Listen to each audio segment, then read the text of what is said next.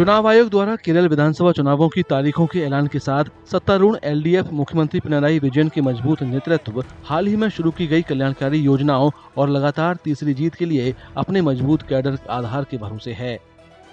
सत्ताधारी वाम मोर्चा की तरफ से कई बुनियादी ढांचे और विकास परियोजनाओं पर जोर दिया गया। इसमें विझिंजम बंदरगाह, कोच्चि मेट्रो, वाटर मेट्रो और 2024 के भूस्खलन पीड़ितों के लिए वायनाड टाउनशिप। इससे पिछले 10 सालों में जनहितैषी शासन के उसके दावों को मजबूती मिलने की संभावना है। साथ ही सरकार द्वारा 2026-27 के बजट में और उसके पहले घोषित की गई कल्याणकारी योजनाएं जैसे कल्याणकारी पेंशन में बढ़ोतरी उसके पक्ष में काम कर सकती है।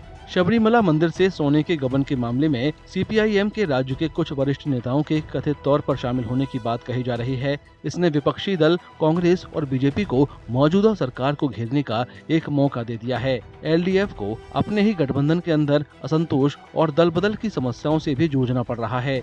इसके चलते कुछ कार्यकर्ता और स्थानीय नेता पाला बदलकर कांग्रेस और बीजेपी में शामिल हो गए हैं।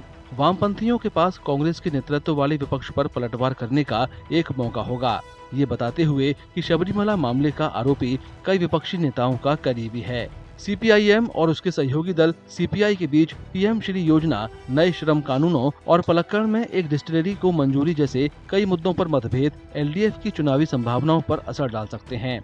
इसके अलावा एलडीएफ को वायनाड और इडुक्की जैसे ऊंचे पहाड़ी जिलों में लोगों के संभावित विरोध का भी सामना करना पड़ सकता है, क्योंकि वहां जंगली जानवरों के बार बार होने वाले हमलों के कारण लोगों की जान गई है और संपत्ति को नुकसान पहुंचा है।